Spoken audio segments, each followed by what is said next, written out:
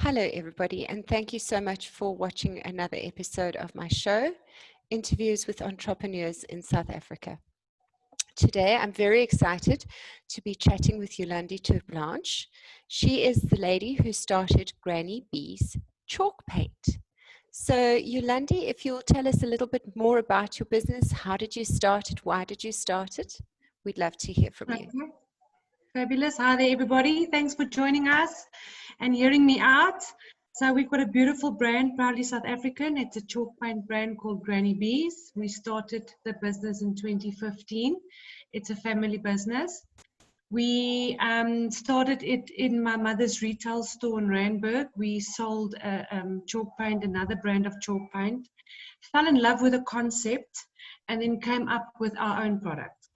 So it was basically started on Facebook as an online store in 2015 by my brother, and he grew the business into a substantial little business with a few stores, and I sold the paint in the shop, in my mom's shop, and it grew and it grew and it grew, and then he had an opportunity to go back into corporate, and my husband said, "What do you think? Do you think we can do this? Would you like me to buy this business for you? It's a family business. We need to keep it in the family," because grannyb is my mother-in-law. Okay. So there's a story behind it, yes. So grannyb is my mother-in-law, and I said to my husband, "You know what? I've been selling this stuff in the shop for over a year. I'm sure we can do it. Let's give it a go." Okay. And we started the business. We took it over in 2016. And we had 20 stores, and within a year we grew it up to 100 stores with wow. On the phone, phoning customers and getting it into retail stores. Yes. So look, it's an easy product to sell because it's such a beautiful product. It's got a great price point. It really is to upcycle furniture, so it's turning old things and breathing new life into it and making it new. So, you know, and it's forgiving. It's a paint that's very forgiving. It's water-based, so you wash your brush under a tap. Easy to clean. It's got no fumes or harmful chemicals. So it was a no-brainer when the opportunity came our way. And we grew that business pretty quick. So for people watching who don't know what chalk paint is, how is chalk paint different from any other kind of enamel paint or something like that you might buy in a hardware store? So the difference between chalk paint and the other types of paint out there is, number one, it is a water-based product, and it's got great adhesion qualities. So it sticks to glass, enamel, metal, wood, almost any surface, provided, look, there's always prep involved with anything and everything. So provided you do the right prep, you can apply it to almost any surface, and it is also not harmful to the environment, and it's got no fumes. So yeah, that really is what makes it a little bit different from the other paint products out there. Okay, so it's very, very user friendly. It applies to most things, and then of course it doesn't have kind of that horrible icky, we've got to wash it with solvents and all of that kind of aspect to 100%. So look, chalk paint people also use for the purposes of chalkboards. So for a kiddie's room, you can paint a wall in a different color, and you can seal it with a entry-level sealer, and you can still use it as a chalkboard. But it's really a decor paint. So it really, the main purpose of it is for upcycling, redoing kitchens. I mean, you can redo a pretty big kitchen with about 2 liters of paint. Wow. And it's 215 Rand a liter. So wow. If you've got time on your hands and you've got the patience, I mean, you must see the stuff that people do. Our Facebook page is very active. We've got over 100,000 followers there. So we post a lot of tricks and tips and befores and afters. But yeah, the main purpose of our product is really for upcycling and for furniture. It's a decor paint. Although people also use it as a craft paint. It's great. Kiddies use it. My daughter uses it for school projects because it's so forgiving and easy to use, and it's water-based. So if they make a mess, it's not the end of the world. So it's got many uses. Okay. Can it be used on fabric? It can. People is more upholstery. So if Okay. you've got dining room chairs, for example, and that little piece at the bottom, so yeah, you can use it on fabric. Look, again, there's prep instructions involved. I always tell people to test a little piece first and see if they like it, because it does change the feel of the fabric. It Mm. turns it into sort of a canvas feel. Okay. So you do lose the fabric feel, but yeah, people do it successfully. Okay. Leather, you can also, but again, you've got to test a little piece first, see if you like it, because fabrics and leathers, they all react a little bit differently to the paint. Okay. And if you But it's painted, forgiving. So if you make a mistake, you can fix it. Everything's fixable. okay. Okay. And if you painted fabric with it, would that fabric be washable? No. So what you would do, if it's upholstery, for example, you'll paint it and you seal it, and then you'll wipe it off with a lappy. So, Okay. and water. So you won't need to wash it, because the dirt won't go sit in the fabric, because you've got the layer of paint over it. Okay. So no, look, I won't be painting T-shirts with it. Okay. That's not what the paint is for. Okay. So yeah, it really is more for upholstery and stuff like that. It's not for. Look, we've got people that do these placemats for your dining room table. So you can do that, and you can put it in the wash. Eventually, it's probably going to fade out, like most things. But yeah, it's not really intended for that. Okay. Okay. And you say that people are upcycling their furniture. What kind of furniture do most people like to upcycle? So it's usually your grandmother's ball and claw, Okay. something that you inherited from way back when, or it's raw furniture. You get a lot of stores that sells raw pine furniture. So it's painting that baby furniture, very popular. If a mommy had a boy in the first round and then she's having a little girl in the second round, you don't have to go and buy new furniture. It's easy to change it from the one color to the next. My daughter's bedroom, for example, as she grows up and the stages of her life changes, and she likes Dora the Explorer, and then she likes LOL. So we've changed it up as well. So it really is for things like that. But I would say it's mostly what most people use it for is for, the old furniture, the Imboya pieces and stuff like that they want to breathe new life into. And then also kitchens. Kitchens is a big deal. Okay. These melamine kitchens, Yes. those ugly brown melamine. So, and it's easy to do that rather than installing a whole new kitchen. A whole new kitchen, that's mega bucks. Yes. Where with 2 liters of paint, you can redo your whole kitchen and lighten up your whole house. Yes. It's, look, again, not made for walls and things like that. Okay. It really is for furniture. Okay. And do people do stenciling with it sometimes? So yes, so our range is very, very big. So we don't just do paint, we do stencils as well as furniture transfers. We've got over 200 stencils in our range.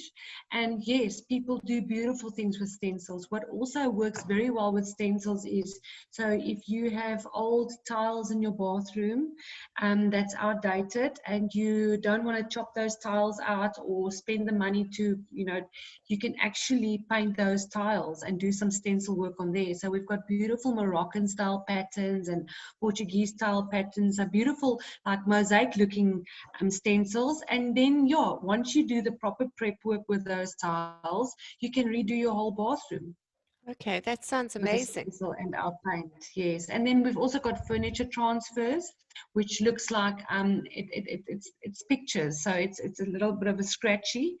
Our Prima transfers that we import from America. Look, it's pricey, but it's quality. So if you do, an old piece of furniture and you do that, it's something that you can pass on to your kids one day because it's beautiful. So it's called furniture transfers, and we also have different designs and different styles to flowers and, boho and all kinds of different themes that you can use. Okay. Now you've mentioned a few times the correct prep work. What does that involve? So prep work is important, especially with old furniture. So with old furniture, because of years and years of, Mr. Min and oil and all those kinds of things, it tends to, what happens is once you paint it, it looks beautiful, and then you seal it, and then it goes yellow. And that's the natural tannins of the wood coming out, and you know, all the oils and stuff. So when it comes to those old pieces, it's very important that you wash it off either with sugar soap or with methylated spirits. Then we always advise to do a layer of some sort of primer. So we've got primers that we sell in our range, or our sealer, Armor, which is our claim to fame. It's a wonderful sealer. It works well on, it's a hard wearing sealer. So it works on floors, kitchen countertops, anything that gets a lot of traffic. It's got a polyurethane in it, so it's a very, very good sealer. And that can also act as a primer. So what happens then is once you've sealed it or you've primed it, everything stays on the inside. You leave it for a few days, usually 4 days. Some people are hastig, and then they don't follow the rules, and they take shortcuts. Some people get away with it, others don't get away with it. But there's nothing more soul destroying than doing something and then having to redo it because you were hastig. Yes. So what you do is you wait your 4 days, then you paint. And then once you're happy with your paint job and your stencil work and all of those kinds of things, you wait another day. The paint has to cure. So you have to wait a day or two. In winter, it's always good to wait 2 days. In summer, 1 day is more than enough. So the paint has to cure so that it sticks to that surface. Then you seal it. Always needs to be sealed. You can't leave chalk paint not sealed. It's very porous. So if dust and stuff settles on it, it's going to make marks and it's going to look icky after a while. So has to be sealed. We've got 2 types of sealers, well, 3 types of sealers. Armor, which is the mother of all sealers. That's the tough one where, you know, people do their floors and seal their floors with it. And then we've got Classic Seal, which is our entry-level sealer, which works very, very well with something that's going to stand in the corner and that won't take any knocks. Or if you want to do a chalkboard wall for your kit, you also use, you know, that type of sealer. And then we've got a waxing cream. Our waxing cream is, it needs a little bit of elbow grease. So, and also it's more for techniquing. So that's really for your, you know, your chalk paint ladies out there that knows the product and that knows what they're doing, that the wax for, because the wax you can also color. So you can put a different color in there, and then you can do techniquing where you get that, you know, that dirty look or the aging look on furniture. So yeah, those are our sealers that we have in our range. And how many colors do you have in your range? 44. So wow. Yes, so that's a lot. So we just recently launched a beautiful collection called the Kokomo collection.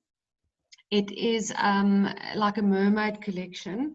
It's metallics, and our metallics are called liquid metal, and it's Bahama, Bermuda, and Aruba.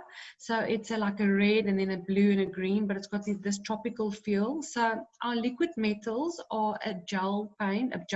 So we only sell them in the small jars.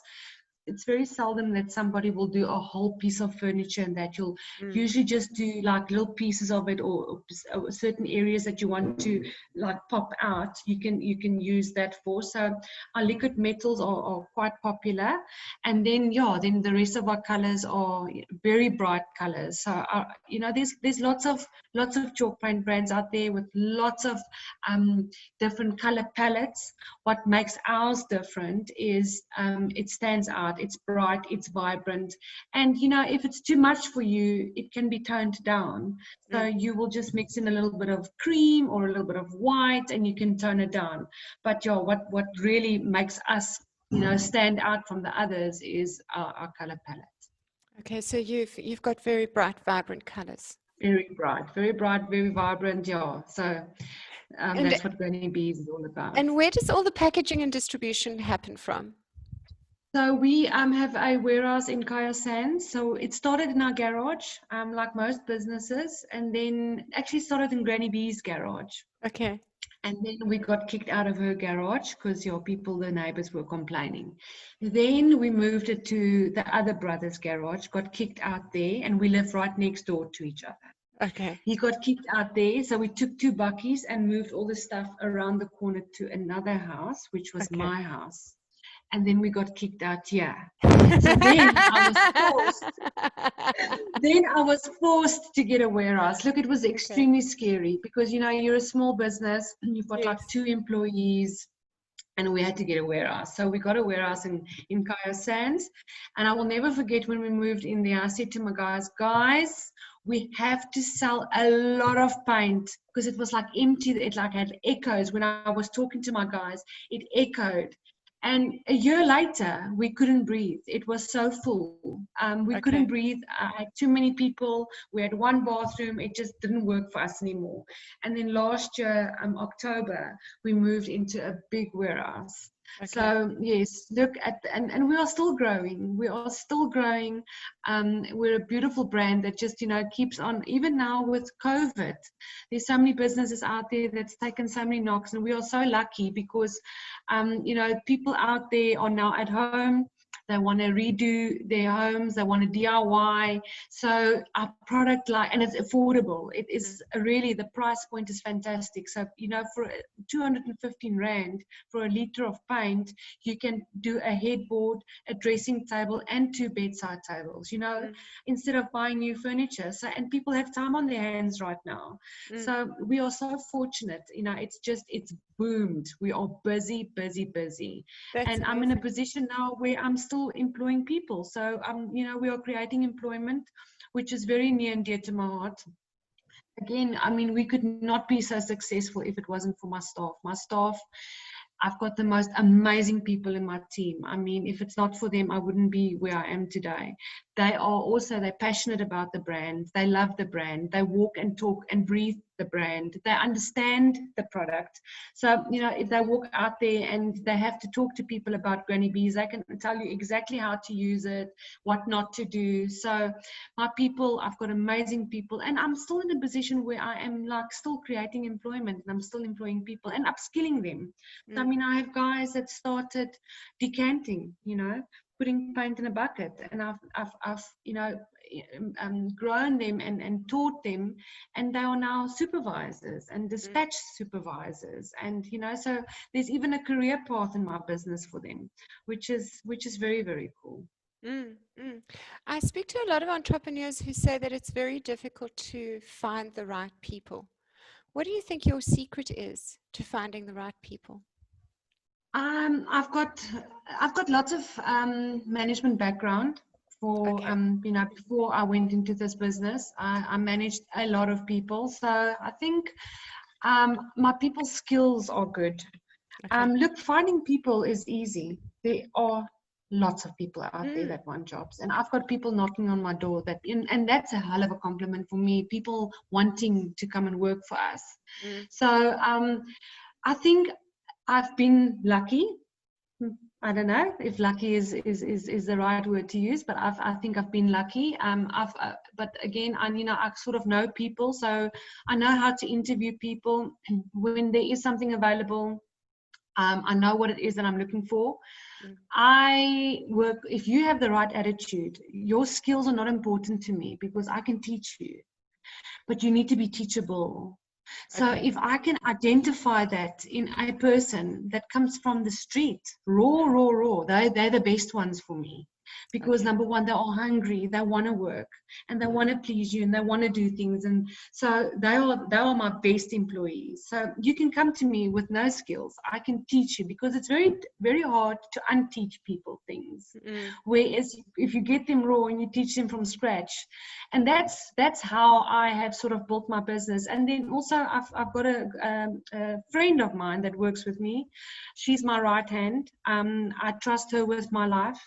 We've been friends for 20 years, and of that 20 years, we worked together for 15 years in another industry. So we work very, very well together. And I've in a place where I've handed over a lot of things to her, and also empowered her, and grew her in the business. So yeah, people are important, and I think my people skills are good, and then I've got good leadership skills.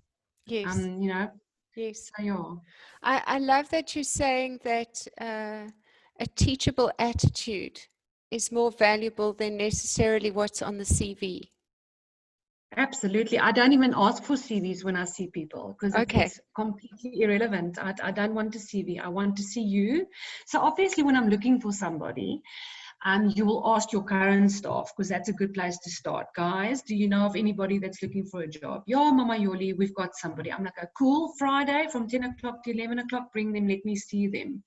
And I'll just sit and chat to you. And, you know, because you can get a feeling from someone just by, you know, getting to know them as a person, not where they come from necessarily, or what they do, or what they did in the past. You know, those things are not important. It's really your attitude determines your altitude. So if your attitude's right, you can go places.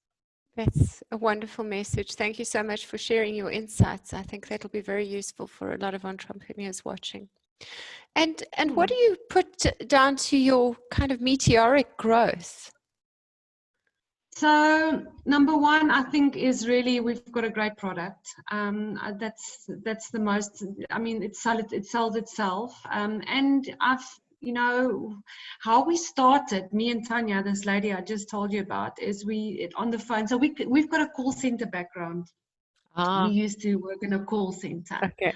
For all our past sins. So we are very good. We are very good over the phone. Very, very good. So when we started, I mean, that's how we did our selling, is over the phone.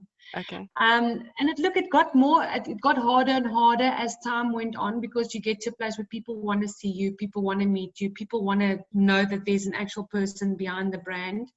But I think for the growth is, again, we deliver fantastic service. Besides the fact that we've got a great product, our service is fantastic. So, and people talk.